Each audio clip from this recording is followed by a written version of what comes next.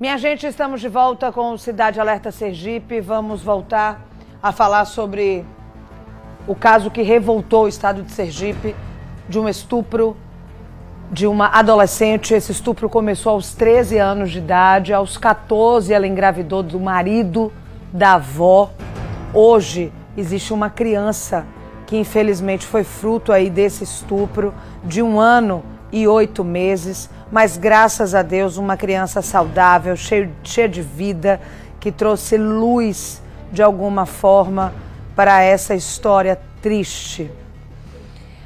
A gente vai mostrar para vocês, na ocasião em que a gente denunciou, este homem estava solto, seguindo tranquilamente pelas ruas de São Cristóvão. O exame de DNA comprovou a paternidade e mesmo assim demorou muito para que ele fosse preso. A gente vai ouvir agora o relato do tio desta jovem para que você relembre este caso. Ele foi a pessoa que fez a denúncia desse caso e acompanhou de perto esta sobrinha. Vamos conferir o que ele disse. Ele só anda com ela para cima e para baixo. A gente nunca aceitou esse tipo de comportamento. Eu ia até ela, pressionava ela também para saber se estava acontecendo alguma coisa, né? E depois a mãe dela me mandou umas fotos. Foram 2 cartas feitas à mão por ela mesma, pela menor, né?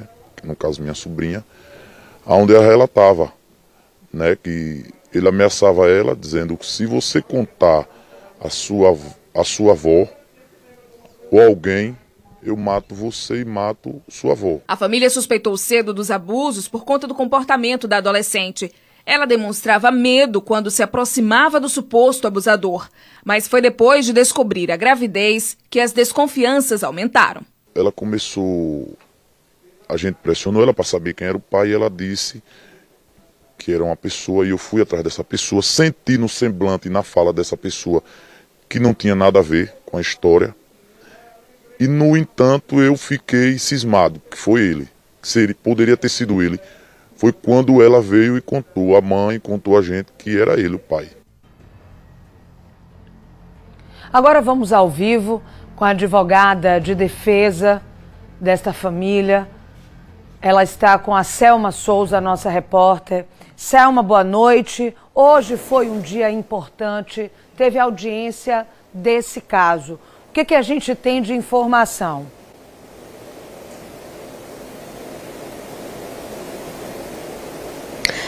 Oi, Mariana, boa noite a você, boa noite a todos que nos acompanham. De fato, esse é um caso que chamou bastante a atenção da sociedade, né?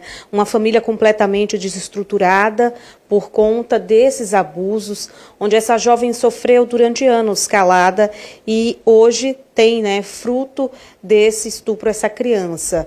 A gente conversa então com a Mona Lisa Jean, ela que é advogada da família, porque de fato esse é um caso de grande repercussão aqui no nosso estado e uma audiência, né, está marcada para acontecer também muito em breve. O que isso representa para o caso? Boa noite. Pronto. A próxima audiência, na verdade, uma aconteceu hoje, né, que foi a audiência de instrução, onde foi ouvida a mãe, a vítima acompanhada da mãe, né, uma testemunha de defesa, e vai ser ouvida na próxima audiência, que é dia 3 de abril, as 2 testemunhas de defesa. Então, hoje a gente conseguiu concluir essa fase, onde a criança ela teve que relatar tudo o que aconteceu, todas as ameaças que ela vinha sofrendo, tudo o que ocorreu. Ela relatou tudo isso hoje em juízo, e aí a audiência ela vai dar continuidade dia 3 de abril. Como é que está o estado, né, dessa adolescente atualmente?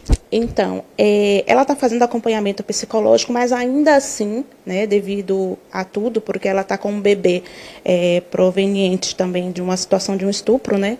Então não é fácil lidar com isso, ela está bastante debilitada, ela está sofrendo muito com tudo isso, psicologicamente também, dá para ver pela fisionomia dela que ela não está bem, 100%. Não tem como, né? Existe a possibilidade, né, desse homem, o pai dessa criança, responder esse processo em liberdade? Eu acredito que não, porque como ele estava com a medida protetiva na época, né, e essa medida protetiva foi quebrada, onde hoje foi possível também comprovar, falar sobre isso, que houve essa quebra da medida protetiva, eu creio que por hora não tenha essa questão dele voltar de ter essa liberdade, né? Pois é, você tocou num ponto importante, porque essa jovem hoje precisa, né, mais do que nunca, desse acompanhamento multidisciplinar, uma jovem que já vem dando, inclusive, indícios, né, depressivos. Isso. Ela tem, segundo o relato da mãe, ela tenta se automutilar, né? Então, são relatos muito tristes que vem acontecendo com ela, é um dano irreparável. Agora, a gente tem observado, né, doutora, a quantidade de casos que vem acontecendo, né, desse tipo aqui no nosso estado, são dados que chamam a atenção de toda a sociedade, que chocam de fato. Esses casos aumentam ou a denúncia que aumenta? O que você leva em consideração? Eu acredito que os casos estão aumentando. Recentemente também, aqui falando também sobre um caso, daqui a pouco também está se aproximando a audiência, hoje também já foi mais um caso, então eu creio que os casos eles estão aumentando e precisa também das políticas públicas para que tenha essas políticas de consciência, né, e bater nessa tecla mesmo, e os resultados como a prisão, mostrar a importância também da mídia, mostrar a prisão, mostrar que tem consequência um ato de estupro que é devastador numa família. Com certeza, não só essa jovem vem sofrendo, mas toda a família. E foi fundamental esse olhar sensível do tio dessa criança. Sim. Ele acolheu no momento e foi necessário que colocasse esse caso, tornasse ele de uma grande repercussão para que houvesse essa prisão desse acusado. Na verdade, tem um exame de DNA, como eu estava falando hoje, a gente não tem o que discutir agora o fato, porque está comprovado. Né? Agora é manter e continuar trabalhando para que ele cumpra aí pelo crime que ele cometeu. E a avó dessa criança, né, que é a esposa, a atual esposa desse abusador, como é que ela se comporta em toda essa situação? Então, eu não tive o contato com ela, certo? Então, aí a família, eu creio que a família não tem mais esse contato com a avó, né, devido a tudo que ocorreu. Então, eu não tenho esse contato com a avó dessa criança. Para a gente concluir, então, uma audiência importante agora, no próximo mês de abril, que define passos importantes nesse processo. Isso. Tudo indica se as testemunhas, que são testemunhas de defesa do acusado, né, comparecer, a audiência ela se encerra e vai para a fase que é de alegações finais, onde o Ministério Público, a assistente de acusação e o advogado de defesa vai concluir todo o caso e o juiz vai dar a sentença.